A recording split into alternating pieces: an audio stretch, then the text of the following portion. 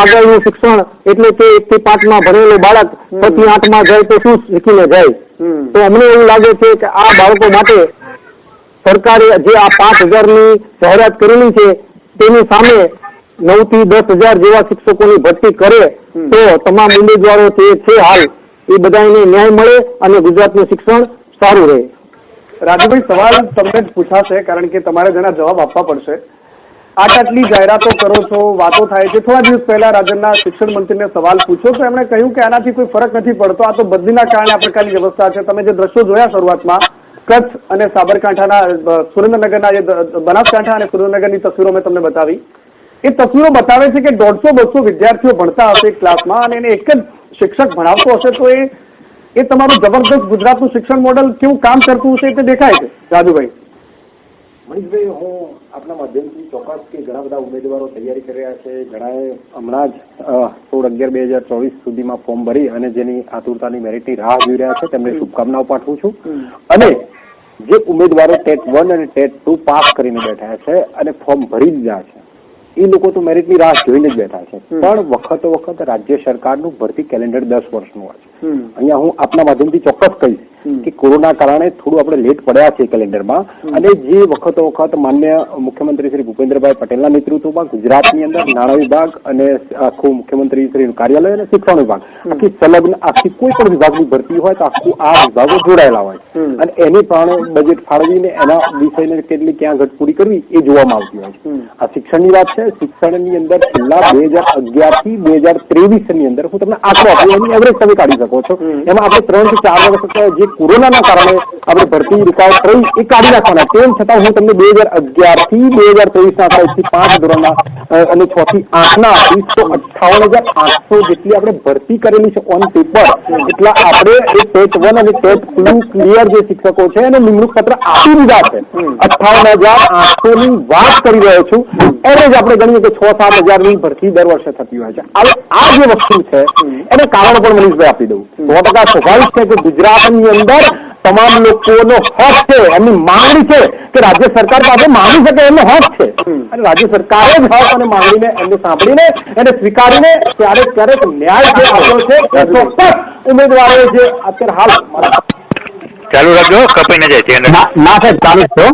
બજેટની અંદર પણ એવું કહીશું કે ધીરજ તમારી હશે તો 100% આ જ સરકારમાં તમારું મેરિટ હશે તો નિમણૂક પત્ર પણ આ જ સરકાર તમને આપશે. એ ડંકાની ચોટ સાથે વર્તમાન સ્થિતિ એમને મેં કહેલી છે એ બનેલું છે. 16,320 આંકડો છે રાજુભાઈ. 16,320. જી, 1 થી 6 ધોરણના વિદ્યાર્થીઓની વાત કરું છું રાજુભાઈ. મનીષભાઈ, 1 થી 5 અને 6 થી 8 જે આપણે અપર પ્રાઇમરી અને પ્રાઇમરીની વાત કરીએ, પ્રાથમિક વિભાગ અને ઉચ્ચ પ્રાથમિક વિભાગ બંનેની કેટેગરી વાઇઝ આપણે હાલમાં જે ભરતી કરવા જઈ રહ્યા છે 1 થી 5 ધોરણની 5,000, 6 થી 8 ની 7,000 અને 1 થી 5 અને 6 થી 8 જે ગુજરાતી માધ્યમ સિવાય છે એની 1,852 જેટલી ભરતી. હવે અત્યારે હાલમાં જે વધઘટના કેમ્પો છે, જિલ્લા ફેરબદલીના કેમ્પો છે, એના આધારે આખું જે ખાલી જગ્યા પડશે એ રીતે જિલ્લા વાઇઝ મેરિટનો આંકડા સાથે એની ઘટ પૂરી કરવામાં આવશે. તો હું આપના માધ્યમથી એવું ચોક્કસ કહું છું કે ઘટનો આંકડો પણ નવો જો આવશે મનીષભાઈ તો આપના માધ્યમથી ચોક્કસ કહું છું કે આ ભરતી સિવાય પણ એવું લાગશે રાજ્ય સરકારને કે ઘટ છે તો આગામી દિવસોમાં આવા જ ઉમેદવારોને અમારે મેરિટના આધારે લેવાના છે, એમાં કોઈ શંકાનું સ્થાન નથી. બિલકુલ, ધીરજની વાત તમે કરો છો પણ ધીરજ ઉમેદવારોને એટલા માટે નથી કારણ કે પરીક્ષા ઉપર પરીક્ષા અને પૂછતા પેપરો બધું જોઈએ છે. ઉમેદવાર મારી સાથે જોડાયા છે ફોન લાઈન પર, બનાસકાંઠાથી છે. જી, કોણ બોલી રહ્યા છો સાહેબ? કુરેકા જયંતિ, બનાસકાંઠાના કાંકરેજના ઈશ્વરવાસી બોલું સાહેબ. બોલો જયંતિભાઈ. હા, મારી માંગણી એ છે કે રાજુભાઈ સાહેબ ને મારો પ્રશ્ન છે કે સાહેબ અમે લોકો છેલ્લા 2 વર્ષથી સતત આંદોલન, સતત રજૂઆતો, તેમ છતાં સરકાર અમારો કોઈ પણ પ્રશ્ન સાંભળતી નથી.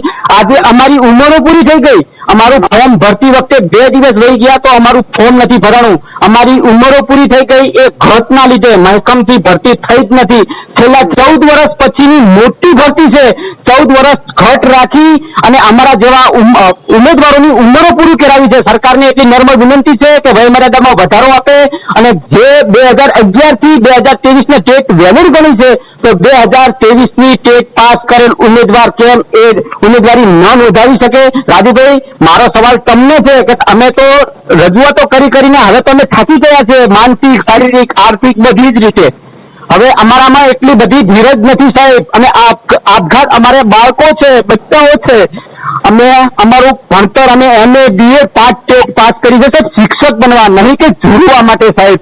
અત્યારે અમારી વ્યથા, અમારી જે પીડા છે, અમે સતત રજૂઆત કરીએ છીએ કે સાહેબ તમે કોરોના જે 3 વર્ષ કેન્દ્ર સરકારે 3 વર્ષની કોવિડની છૂટ આપી, દરેક ભરતીની અંદર જો કોવિડ પછીની મોટી ભરતી છે, 5 વર્ષ પછી કોવિડ પછી ટેટ લીધી તમે, તો સાહેબ તમારે વયમર્યાદામાં વધારો કરીને ઘટ દૂર કરવી પડે. ઘટ આજની નથી, 15 વર્ષ પછીની મોટી ભરતી છે. તો રાજુભાઈ તમારે આ શિક્ષણ વિભાગને ધ્યાન દોરવું જોઈએ કે વયમર્યાદામાં વધારો આપી અમારું મેરિટ સાહેબ 75% મેરિટ બને છે, પણ શિક્ષકોની ઘટ મહેકમથી ભરતી ન થવાને લીધે શિક્ષકોની ઘટ છે સાહેબ.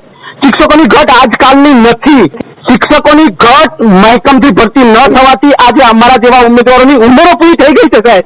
આજે હતાશામાં અમારું જીવન ડૂબી ગયું છે સાહેબ. અને મારી તો એટલી નર્મ વિનંતી છે, અમે ગાંધીનગરના ધક્કા ખાઈ હવે અમે તો ઉછીના પૈસા લઈને પણ કંટાળ્યા છીએ સાહેબ. શિક્ષકોની ઘટ તમે પૂરી કરો ને વયમર્યાદામાં વધારો આપો સાહેબ. આખું વિશ્વ જયારે ભડકે પડી ગયું હતું કોરોના 3 વર્ષનો હતો, 1 વર્ષનો તો હતો નહીં, તો સરકારે 1 વર્ષની છૂટ આપી. શું સાહેબ એ યોગ્ય છે? મારા જેવા ઉમેદવારોની એક એના આંકડાથી, એના લોરેથી બોલે છે કે સાહેબ હું આજે 42 વર્ષનો થયો, MA BA પાસ કરી, શું સાહેબ મેં બેરોજગાર રહેવા માટે કરી હતી? રાજુભાઈ મારો સવાલ તમને છે કે તમે સત્તા પક્ષને રજૂઆત કરો અને વયમર્યાદામાં વધારો આપો. જયંતિભાઈ, તમે તમારી વ્યથા જે ઠાલવી છે, ખૂબ ખૂબ આભાર અમારી સાથે જોડાયા. તમારી વેદના અમે ચોક્કસથી રાજુભાઈના થકીને સંદેશ ન્યૂઝના